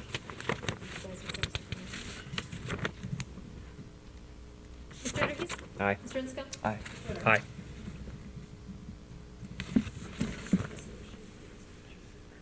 Okay, new business, public safety. Go. Okay, first of all, I'd like to request approval of grant acceptance from the Ohio Township Association Risk Management Authority for $500. This funding is to support the purchase of patient lifting devices that will enable the department's emergency medical technicians enhanced opportunities to engage in good lifting ergonomics that will potentially prevent the risk of back-related injuries. Make the motion. Cheryl, second. Mr. Enderby? Aye. Mr. Inskel? Aye. Mr. Ritter? Aye. Thank you. Secondly, I'd like to recommend the promotion of Captain Will Mueller to the position of Assistant Fire Chief. This promotion will fill a vacancy that will be created in November of this year through the retirement of Deputy Chief Joe Salvati. Captain Mueller was the successful candidate following a competitive promotional process conducted last month. If approved, the annual salary for Assistant Chief Mueller is $85,000 annually, effective Sunday, August 14, 2016, with a one-year probationary period. Will's awesome. I'll make the motion. Second. Mr. Enderby? Aye. Mr. Inskel? Aye. Mr. Ritter? Aye. Best of luck, Will. I know you're going to be enormously successful. Congratulations. Thank you. And lastly, I'd like to request the board's authority to hire 6 career firefighter paramedics. The recommendation to hire the 6 career firefighter paramedics increases the number of staffing of career firefighter medics assigned to the daily shift operations. As you know, we've been continually plagued with shift staffing shortages amongst our part-time personnel. If I could, can I interject there? And would you attribute a lot of that to Obamacare and the requirements? Well, there's the Obamacare, there's a reduction in hours as a result of the issue with the Ohio Police and Fire pension. I mean, there's a number of issues there that have restricted the number of hours that our part-time personnel can work. Sorry to interrupt. That's okay. We currently have a eligibility list in place from a competitive process that was conducted last year. So there are several, approximately 15 qualified candidates to select from for this process. My staff are currently reviewing names and reaching out to these people to see if they're still interested in full-time employment with the fire department. The annual salary for this group of hires, according to the department's memorandum of understanding, is $43,907.76 for the first full year of employment and subject to a 1-year probationary period. Any offer made to a candidate will be conditionally based on successful completion of all remaining applicable pre-employment testing and procedures. This hiring is very significant to the future goals of the department in supporting staffing and allowing us to move forward with a number of items that we have in plan for the department. Can you or Mr. Rowan approximate the incremental cost associated with 6 full-timers versus whatever part-time complement we would need to cover the same family? Well, I would say per unit or per person basis, we're probably talking about $25,000 a year. However, when you offset that against the additional overtime costs that we're experiencing, it would be much less. Unfortunately, the predicament that we find ourselves in, if you compare the additional cost between a 2E and a career, it's obviously less than that of a 2A and a career. The difficulty we're having right now is being able to fill enough 2As based on their work assignments in other departments, the 2B program being a limbo and more than likely having to contribute to the OPMS. I understand our hands being forced, and I intend to vote for this, but the incremental cost is...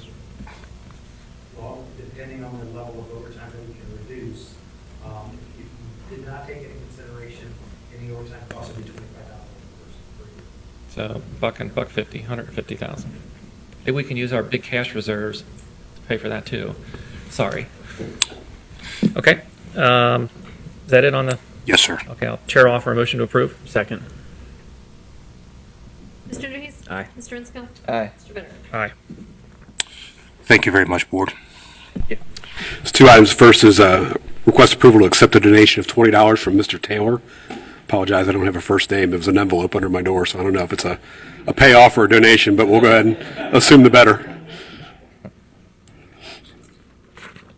Not making that motion. I'll make a motion to approve. Chair, second. Mr. Anderson? Aye. Mr. Enskel? Aye. Mr. Bitter? Aye. And recommend the board's approval of a township resolution allowing Colerain Township to sell and auction used police vehicles. This is part of our annual cruiser purchase plan that we have in place. Chair will offer a motion to approve. Second. Mr. Anderson? Aye. Mr. Enskel? Aye. Mr. Bitter? Aye. Thank you. Thank you.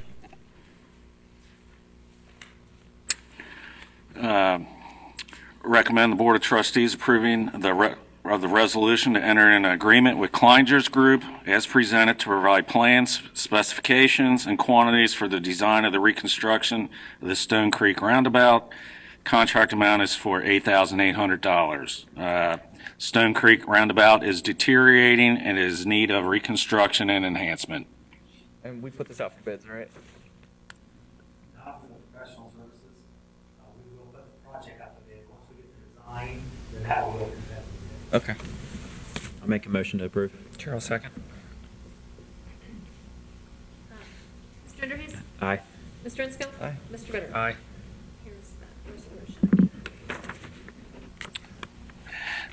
Next item, recommend the Board of Trustees approving of the 20% fund application and acceptance of $121,597 from the Hamilton County Engineer.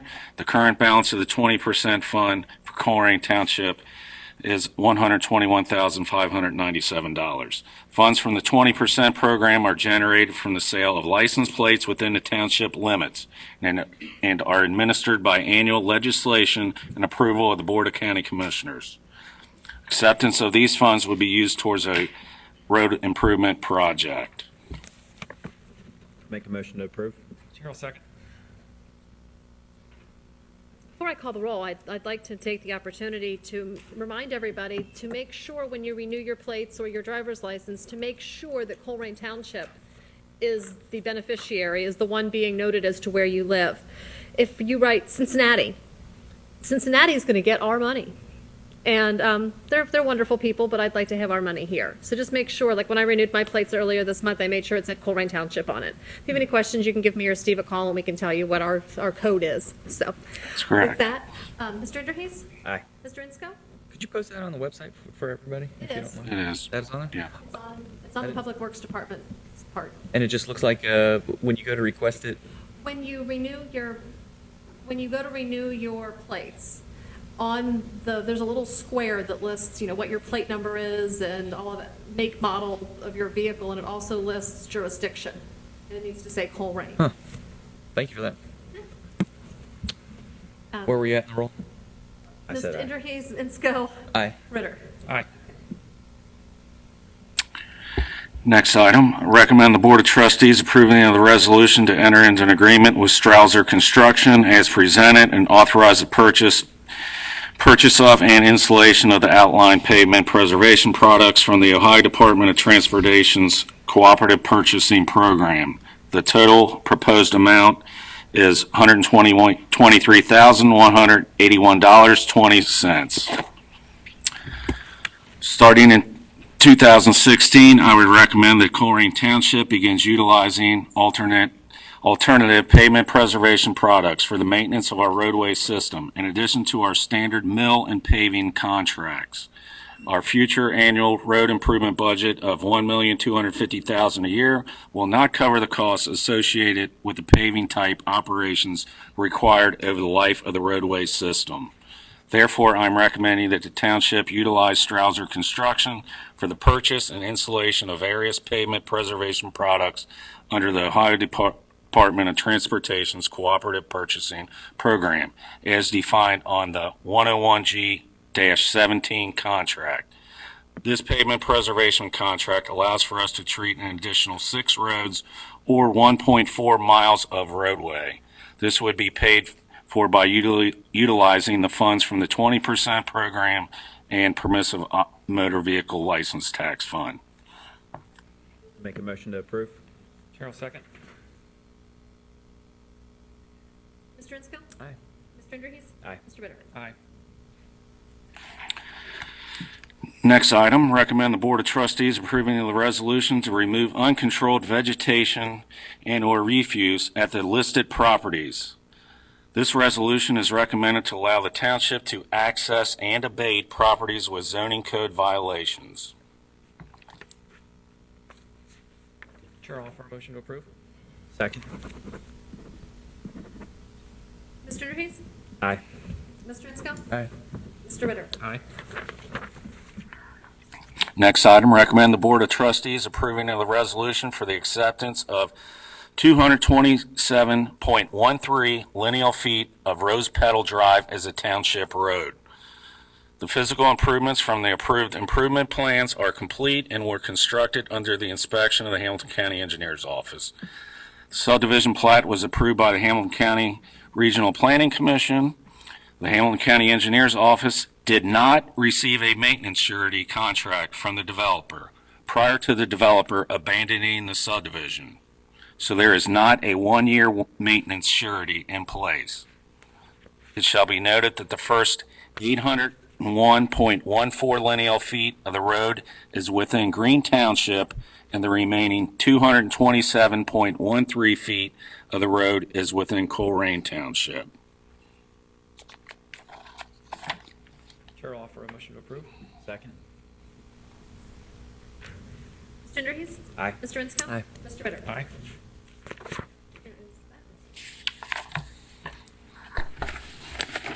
Three items for zoning this evening. First is a request for approval of a resolution to modify the fee calculation for the waiver of sidewalks. The Colerain Township Sidewalk Fund is supported by the fee in lieu of sidewalks, which are approved by this Board of Trustees. The existing fee calculation was established in 1993 when the original sidewalk waiver process was approved and has not been updated since. The recommended increase is intended to more accurately reflect the total costs and update the standards associated with the construction of sidewalks. I would note that the resolution has been changed to note that the calculation should be total lineal feet of sidewalk waived times $30 per square foot. Chair will offer a motion to approve. Second. Mr. Voorhees? Aye. Mr. Inscoe? Aye. Mr. Ritter? Aye. Request for approval of a resolution to place a moratorium on medical marijuana facilities. With the recent changes in state law, which will allow for the sale of medical marijuana going into effect on September 8th of 2016, Township staff will require additional time to review and make recommendations on zoning, prohibition or limitation of medical marijuana facilities so that any necessary regulations conform to the goals of Colerain Township and help ensure the public peace, health, safety, and welfare of its citizens. Very prudent. I'll offer a motion to approve. Briefly, I'll just say, I don't think there's any harm in waiting to decide on this, to learn about how the law is going to go into effect, what the regulations are going to be. They're projecting that it's probably going to be September 2017 until regulations are in place for dispensaries and retail. So I'll second. Mr. Voorhees? Aye. Mr. Inscoe? Aye. Mr. Ritter? Aye. Request for approval of a resolution for the public hearing on the demolition of 9832 Dunraven. The property located at 9832 Dunraven was significantly damaged by fire on June 18th of 2014, and in April of this year, the Colerain Township Fire Department listed the structure as a nuisance, unsafe, and a great risk to the neighborhood. The requested public hearing is to provide the property owner and the public with an opportunity to give input on the potential demolition of the site. The request is for this public hearing to be held on September 1st, 2016 at 6 p.m. Make a motion to approve. Chair will second. Mr. Voorhees? Aye. Mr. Inscoe? Aye. Mr. Ritter? Aye. Thank you. Mr. Chairman, members of the board, I'd like to recommend approval of the Colerain CIC loan extension agreement that extends resolutions 28-14 and 13-14 to December 31st, 2016. Contracts have been awarded for the CMHA project on John Rose. Funding for the project is anticipated in late 2016. The CIC has a contract with CMHA for $360,000, which would allow for the repayment of that loan. Because the CIC is a separate organization, this body, this Board of Township Trustees have awarded that loan. Failure to extend this agreement would hold the CIC in default, and until such time that we're able to close, we would not be able to repay that loan. And since I think all three of you trustees sit on that CIC board, I'd hate to see you guys vote to hold yourself in default. So I'd like to recommend that at least we extend it through December 31st in hopes of getting this project closed by the end of the year.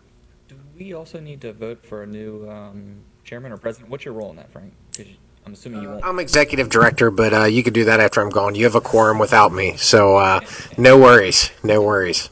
So you just choose my replacement after I'm gone. Anybody you recommend? Possibly. We'll see. Okay. Thanks. I'll make a motion to approve. Chair will second.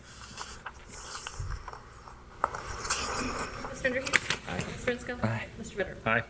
Next item is recommend approval of resolution defining rules for video, audio, taping public meetings, and rules for public address.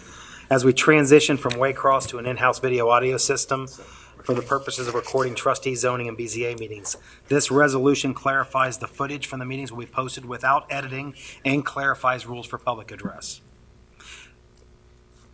This really needed to be two separate motions. They're As different. it's presented tonight, it's one resolution. The board can choose to act on it as an individual resolution, or have to go back and ask Mr. Barbier to separate. I mean, I'm okay with the rules for video and audio taping public meetings, but the rules for public address are pretty out of line. Offer a motion to approve as is.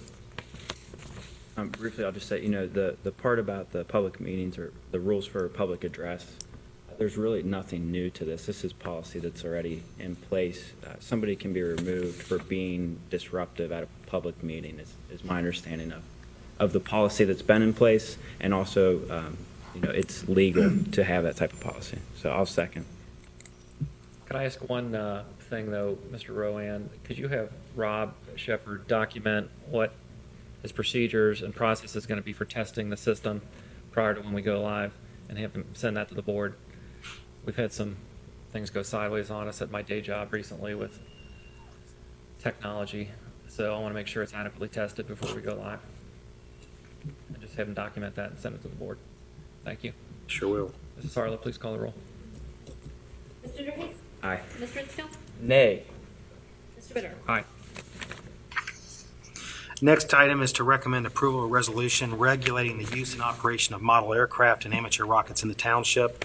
This resolution is being presented as a result of citizen complaints on drones and or other aircraft flying over their personal property. Chair will offer a motion to approve. Second. Mr. Derhis? Aye. Mr. Inskel? Aye. Mr. Bitter? Aye. Next item is to recommend the approval of supplemental appropriations as presented in your packet in the amount of $32,070,833. Included in your packet are the reflective changes by fund and reasons for this. Usually this time of year, we start to look at our forecast in comparison to where our appropriations are. And if we see that they're significantly out of line, we like to modify the appropriations to make sure that we don't overspend what the forecast is indicating. So this particular recommendation reduces a number of the items. It also allocates money in case there's a payout associated with the 2B program. We're still waiting for final ruling on OP&F. It also allows for us to move the simulator costs from the 2017 budget to the 2016 budget. We previously requested to take it out of the police fund. Now we're proposing to take it out of the DEA funds. We've got some billing issues from 2015 that were paid in 2016 associated with the EMS, and then, of course, some additional event workers at the community center. Chair will offer a motion to approve. Second. Mr. Derhis? Aye. Mr. Inskel? Aye. Mr. Bitter? Aye. Next item is to recommend approval of the collective bargaining contract with IAFF Local 3915-Colerain Career Firefighters. I know we have a number of those individuals in the room this evening. I'd personally like to take the opportunity to thank Phil Klug, Shane Packer, Joe Grayson. I know I've had some involvement with Matt Bang and a host of others, as well as Director Malloy and Director Birkenhauer and HR Director Emily Randolph. This was a very collaborative approach to get a new contract through, and I'm very proud of the efforts that you guys took forth in getting this through, and look forward to a good, solid future relationship with you guys, and I thank you for all your work. I've listed in the agenda the major provisions associated with that contract. Briefly, I think both sides here work towards a very fair result, and I'll make a motion to approve. I'll second. Mr. Derhis? Aye. Mr. Inskel? Aye. Nay. And then I do have one other item, and I'll have to yield to Mr. Barbier with regards to whether we need to amend the agenda. I failed to put it on the actual agenda, but I do have it in the packet under my new business, and that is reflecting some policy changes. I would amend the agenda to include it. Okay, so I'd like to recommend that we add item F to recommend some policy changes as presented in the agenda. I'll make a motion to approve. Second. What are you adding in here? It's the policy changes that are referenced under new business in the administrator's report. There are 4 sections of the policy manual that we're proposing to update. And the specific policies are in your packet. They were part of the packet we uploaded. They just got left off the main agenda item. Where is that in here? I wish these were numbered. In the administration tab. Right at the end. It's under administration. The last 4 pages are policies. And I'll walk through those changes. Mr. Ritter, you made the motion, and Mr. Stanley seconded, or I'm sorry, Mr. Inderhees, you seconded the motion to add this to the agenda. Correct. Mr. Inderhees? Aye. Mr. Enskel? Aye. Mr. Ritter? Aye. Okay, now I'd like to recommend approval of the policy changes as presented. There's an update in the sick leave policy requiring a doctor's note for subsequent sick leave events if an employee uses 80 hours of sick leave in a 6-month period. The policy was a little broad in with respect to how you measure that 6-month period. So we're stating that the last 6 months, if they've used more than 80 hours, they will need to have a doctor's excuse for subsequent events. A current policy under section 29 of the policy allows for township employees to be reimbursed for necessary expenses incurred while discharging their duties connected with their employment. As a result of Audit Bulletin 2003-005 and recommendations from our auditors, they're asking us to separate that and put that in section 27. And I've highlighted the specific language associated with Audit Bulletin 2003-005. Third item is military leave pay. This basically incorporates Ohio law into our policy manual as it relates to military leave pay. This is more about bringing consistency in the implementation of military leave. And then finally, tattoo, branding, scarring, and other forms of body art prohibits certain tattoos, branding, scarring, and other forms of body art from being from public display. So I'd like to recommend those 4 changes as presented. Chair, offer a motion to approve. Second. Mr. Inderhees? Aye. Mr. Enskel? Aye. Mr. Ritter? Aye. That concludes my report. Thank you. Thank you. Get to one piece of paper here so I can write my notes. I'm sorry, I'm jumping in. I'm assuming I've up now. Okay. I'd like to ask for the board's approval of the July 12th, 2016 regular meeting minutes. I'll make a motion to approve. Chair will second. Mr. Inderhees? Aye. Mr. Enskel? Mr. Ritter? Aye. All right. Here's the final. I'd also like to ask for the board's usual approval of payroll, purchase orders, and receipts. So moved. Second. Mr. Inderhees? Aye. Mr. Enskel? Aye. Mr. Ritter? Aye. And that's all I have this evening. Thank you. Motion to adjourn. So moved. I think we'll do that offline. Be glad to meet with you after the meeting. I'll second the motion to adjourn. Mr. Inderhees? Aye. Mr. Enskel? Mr. Ritter? Aye.